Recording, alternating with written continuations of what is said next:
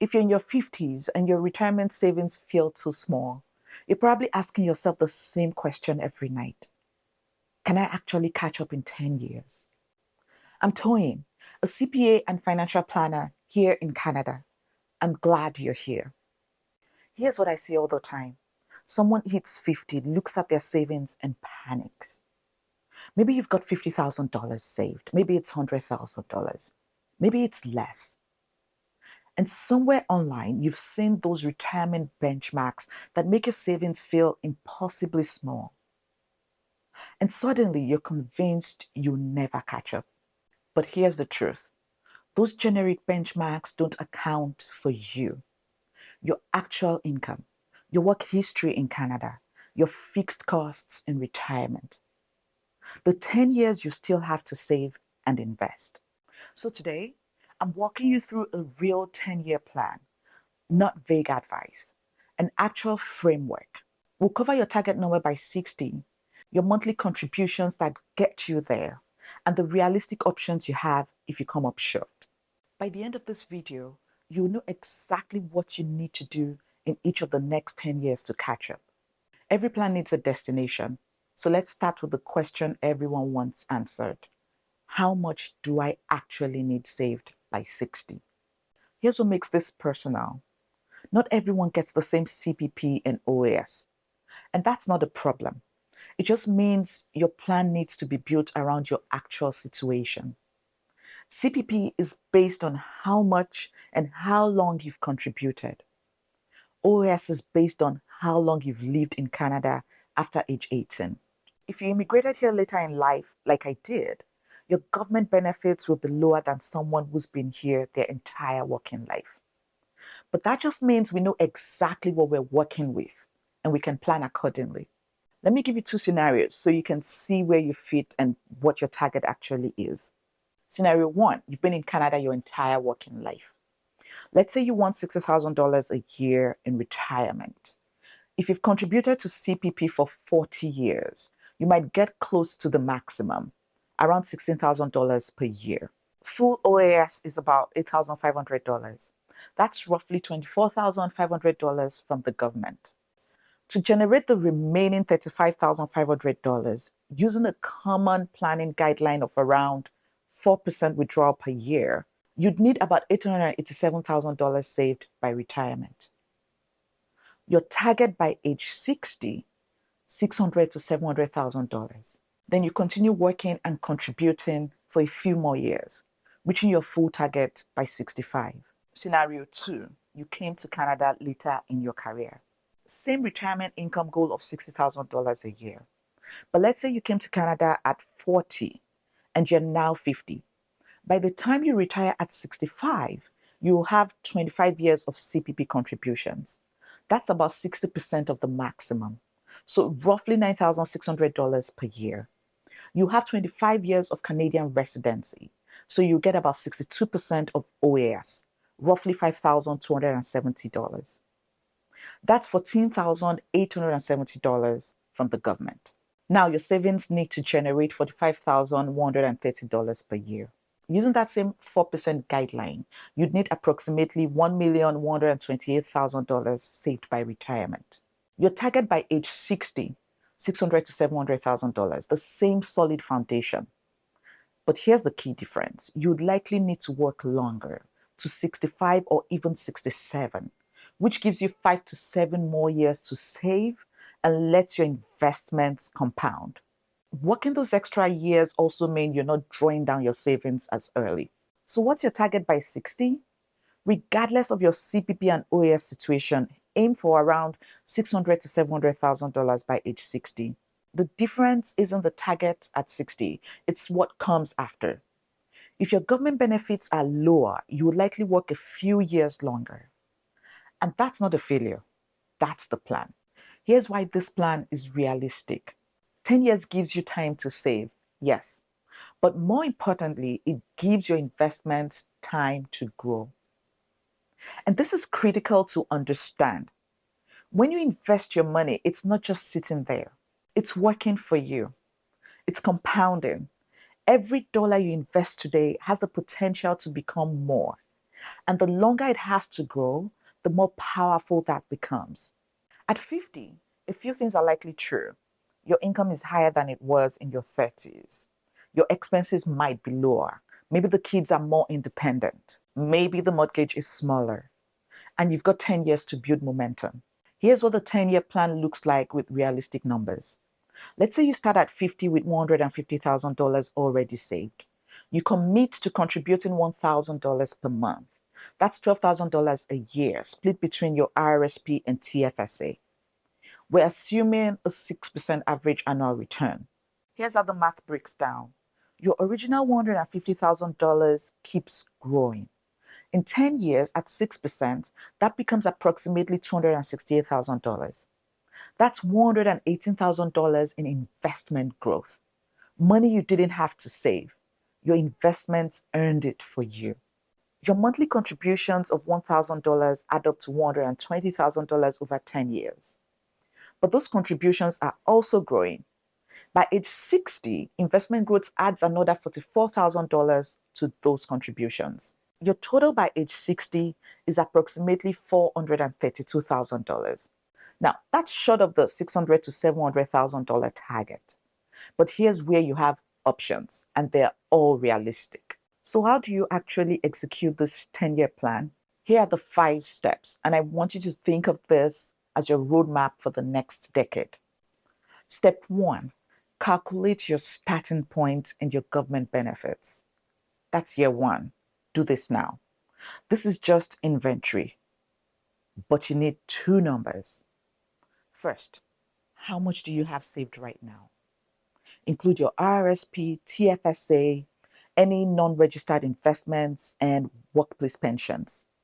Don't include your house. That's not retirement income unless you're planning to sell and downsize. Second, estimate your CPP and OAS. You can get a CPP estimate through your My Service Canada account online. For OAS, calculate how many years you will have lived in Canada after age 18 by the time you turn 65. Divide that by 40. That's the percentage of full OAS you receive. Let's say you've got $150,000 saved and you receive $15,000 per year combined from CPP and OAS. Write those numbers down. They're the baseline for your plan. Step 2, set your monthly contribution target. Now calculate the gap.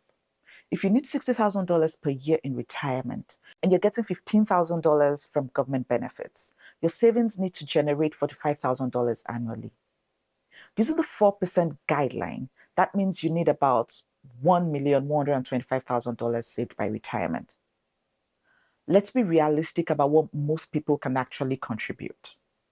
If you can save $1,000 per month, that's $12,000 per year. Here's what you get. Starting with $150,000 and contributing $1,000 per month for 10 years at 6% growth, you reach approximately $432,000 by age 60. That's real progress, but you're not at your full target yet, which means you have decisions to make. And that's okay. Let's talk about your options in step 5. Step 3, maximize your RRSP and TFSA strategically. Your plan should prioritize efficiency. Your RRSP contributions reduce your taxable income. So if you're in a high tax bracket now, that's an immediate win. You're essentially getting a discount on your savings through your tax refund. Your TFSA grows tax-free, and you can withdraw from it in retirement without affecting your OAS or CPP. That makes it incredibly valuable, especially if you're going to have reduced OAS benefits. Every dollar in your TFSA is a dollar you can access without triggering clawbacks. Here's how to split your $1,000 monthly contribution. If you're earning over $100,000, lean heavier into your RRSP. Maybe $700 RRSP, $300 TFSA. If you're closer to $60,000 to $80,000, balance it more evenly, $500 to each. And if you've got unused contribution room, and most Canadians do, try to make catch-up contributions when you can. A tax refund, a bonus, any windfall, put it towards retirement. Even an extra $3,000 or $5,000 per year can add tens of thousands by age 60. Step 4, invest for growth, not safety. This is where I see the biggest mistake in the 10-year plan. People in their 50s sometimes get scared and shift everything to GICs or high interest savings accounts. But the 10-year timeline is still long enough to benefit from market growth. And remember, growth is what makes this plan work. That's $118,000 in growth on your original $150,000. That $44,000 in growth on your contributions, you only get that if you invest. A balanced portfolio, maybe 60% equities, 40% bonds, is still appropriate for this plan. You're not retiring tomorrow. You've got time to ride out market dips and benefits from long-term growth. If you're nervous about investing, start with low-cost index funds or a robo-advisor. Automate your contributions so you're buying consistently. That smooths the ups and downs and keeps the plan on track. Step 5, increase contribution as your income grows. The plan isn't static. As your income increases, your contributions should too. If you get a raise, a bonus, or pay off a big expense, redirect that money into your retirement savings. Even an extra $200 or $300 per month added in year 5 can add tens of thousands of dollars by year 10. Build this into your plan. Every 2 to 3 years, revisit your contribution target and increase it if you can. That's how you accelerate the plan. Here's how to know if your 10-year plan is working with $1,000 per month contributions.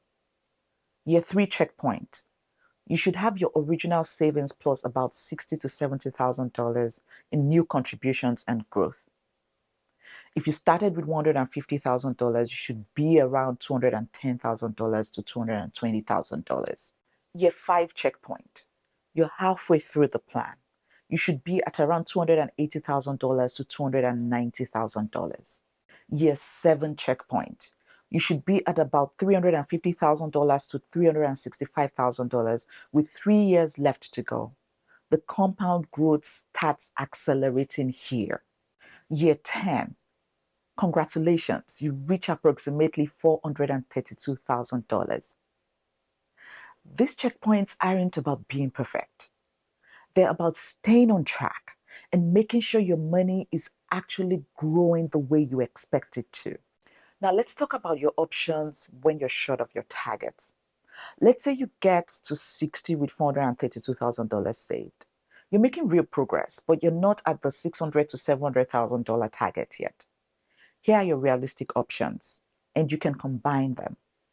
Option 1, work longer. This is the most straightforward solution. If you continue working to 65 with the same $1,000 per month contributions, here's what happens. Your $432,000 keeps growing. In 5 years at 6%, that becomes approximately $578,000.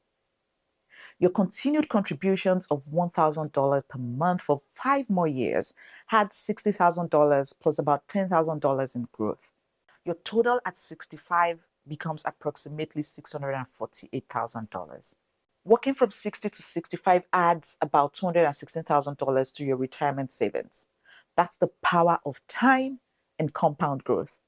Option 2, adjust your retirement income target. Maybe you don't need $60,000 per year.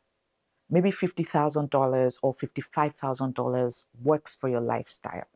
If you need $50,000 per year and you're getting $15,000 from CPP and OAS, your savings need to generate $35,000. At 4%, that requires $875,000, which you'd reach by working to about age 70. This isn't settling. This is matching your spending to your actual needs, not some generic benchmark. Option 3, geographic arbitrage. Retire where your money goes further. Here's an option many people don't consider. You can retire outside Canada and still receive your CPP and OAS with conditions. CPP is payable anywhere in the world, no restrictions. OAS has a residency requirement. If you've lived in Canada for 20 years or more after age 18, you can receive OAS while living abroad. If you have less than 20 years, you need to be living in Canada to receive it. So if you came to Canada at 40 and you're now 50, by age 65, you have 25 years of residency. That qualifies you for OAS abroad. Why does this matter? Because your money goes further in many countries. Let's say you have $432,000 at 60 and you work until 62, reaching about $540,000. At 4%, that generates $21,600 per year. Add your $15,000 in government benefits and you have about $36,600 per year. In Canada, that's tight. But in Portugal, Mexico, Costa Rica, or parts of Southeast Asia, that can fund a very comfortable retirement. This isn't about giving up on Canada. It's about giving yourself options. You can spend winters abroad and summers in Canada. You can live abroad for 5 to 10 years to stretch your savings, then return. You can make your retirement work on your terms. Here's what I want you to take away from this. Starting at 50 with $1,000 per month gets you to approximately $432,000 by age 60. That's real money and real progress. And from there, you have options. Work to 65 and you're at $650,000. Adjust your spending and you need less. Retire somewhere your money goes further and you can make it work sooner. If you came to Canada later in life and your government benefits will be lower, you're not disadvantaged. You're just working with different inputs. And knowing your exact CPP and OS projections gives you something most people don't have, a clear, accurate plan. You're not guessing, you're not hoping. You're building your retirement with real numbers. The key is this: start now, accumulate your contributions, let your money grow, and know that you have options at every stage. If this video gave you a clear plan and made you feel like this is actually doable, hit the like button and subscribe. I post new videos every week on retirement planning, investing, and building wealth in Canada. And if you want help figuring out exactly how to invest in your RRSP and TFSA, I'll link a video in the description that walks you through the setup step by step. You've got a plan now, and you can do this. I'll see you in the next video.